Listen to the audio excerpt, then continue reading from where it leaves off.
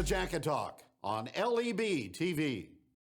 Hey, Jacket Nation, welcome back to Jacket Talk. I'm Levi, and this week it's just me and Scout holding down the fort. What's up, Scout? Not much, man. It's kind of nice to have the place to ourselves. No offense to Kevin and Ramsey, but sometimes it's good just to keep it chill. Totally agree. And we still got a lot to talk about. Jacket Nation's been busy this week. Sports, speech, and debate, some insane performances in the pool.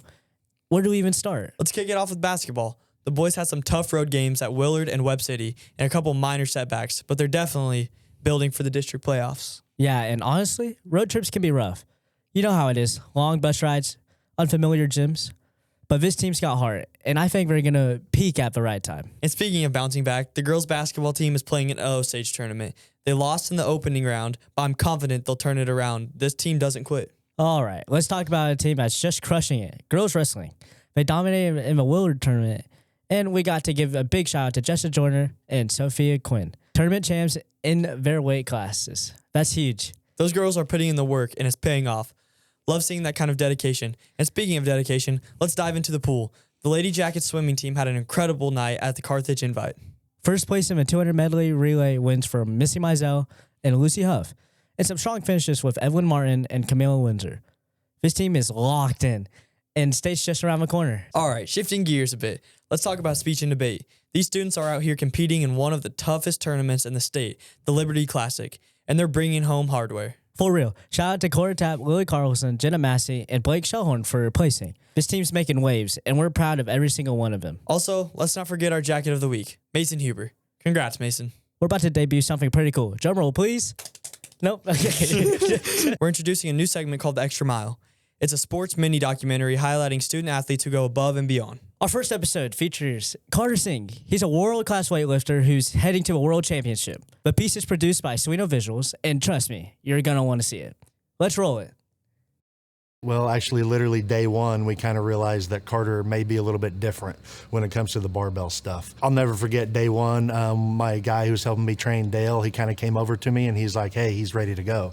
And I'm like, ready to go for what? This is literally Carter's first day in the gym. He's like, he's ready to come to you to squat. And I'm like, no, this is day one. Like, that's not possible. And I watch him with a bar on his back do a squat, and I'm like, all right, he's ready to go.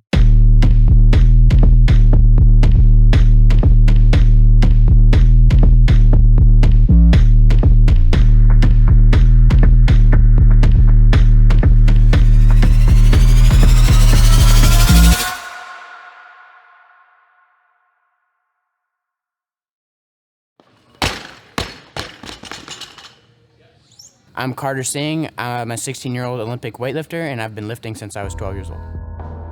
In 2023 at Nationals, I won the Best Lifter Award, so that means out of all the weight classes across the 14 to 15-year-old age category, I was ranked the #1 lifter in that age group, no matter of weight class. I'm a two-time national champion, and I just recently made my second Team USA, and I am soon to compete in Ecuador for the Pan American Championships. I have 18 total medals from national competitions in my 4.5-year career in weightlifting, which have been earned through 10 or so competitions that I've been to across the country. Get it right there. Come on, come up. There it is. Boom. We look at that state level with kids, and then we go to a national level, which he's basically been extremely successful at both of those. So now we're looking to a world level. So I always say Carter has already at this point accomplished at a national level what we've never had any other kids accomplish at a state level in this area. And I don't know how else I can say it to really kind of push how big what he's doing is, but I think that's the best way. Is he is as good at a national level as anyone else we've ever had at a state level, and hopefully here in 2 weeks we take that to a world level as we go to Pan Ams in Ecuador.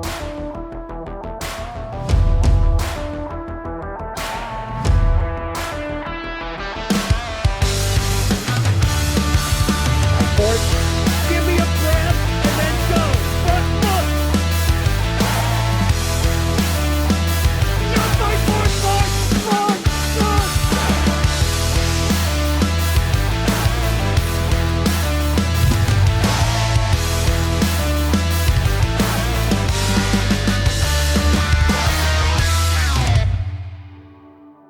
So I think what made me fall in love with weightlifting over the other sports I've tried is just the process. In past sports, I haven't loved the process. I love competing, I love games, but I truly love the process of weightlifting. I love coming in every day and training. And I get to see that gradual progress that I make. I get to see those PRs in the gym. And those moments for me just make weightlifting better than any other sport. It's something different to come in here every single day after school of your high school career. And that's what a lot of these kids do. They're in here, Carter's in here for 2 to 3 hours sometimes, every single day after school. He's in here, he's putting in the work, he's putting in the time.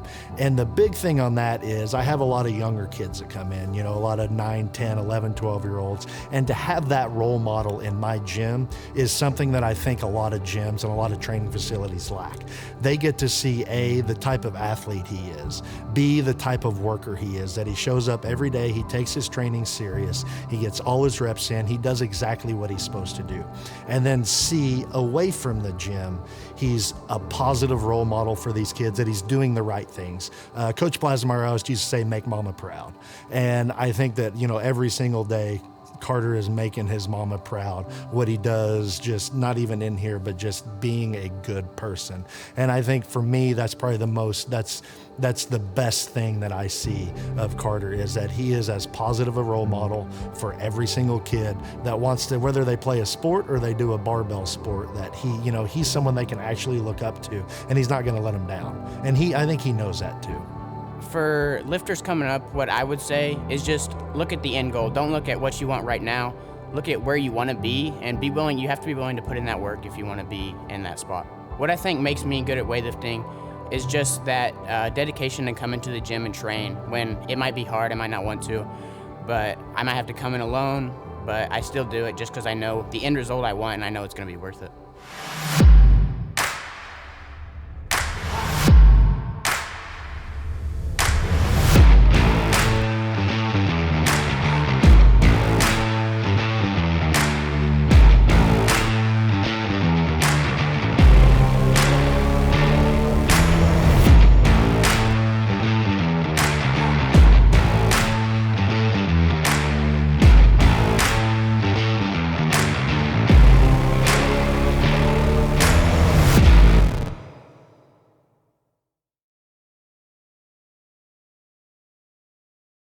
How awesome was that? Carter's a beast. Can you imagine competing at that level? World championships? That's no joke. And the work he's putting in, next level. All right, let's wrap things up with some shout outs. First, to our former Jackets tearing it up in college, Reagan McCowan, Trevor Christian, Jake Hinson, and Malik Culp, who finished his collegiate career with a big performance at the Senior Bowl. You guys are making us proud. Jackie Nation, thanks for hanging out with us this week. Remember, you can catch all of the action live on Jackie Nation Sports and get your weekly dose of Jacket Talk right here on LEB TV. Until next time, stay warm, stay safe, and as always, go Jackets.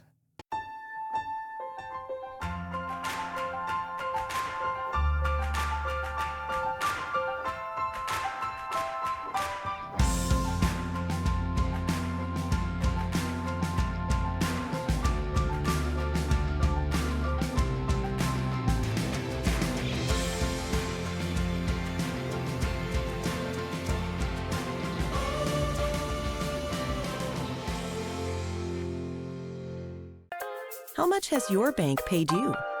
We've paid our Kasasa account holders more than $7 million since 2017. Open an account in minutes to get in on the earnings today.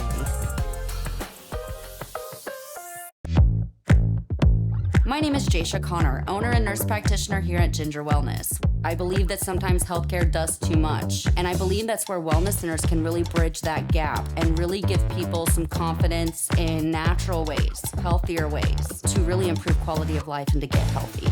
We want to feel better and live better lives. It's not about quantity, it's a lot about quality of your life. Ginger Wellness is where I went to get my quality of life back.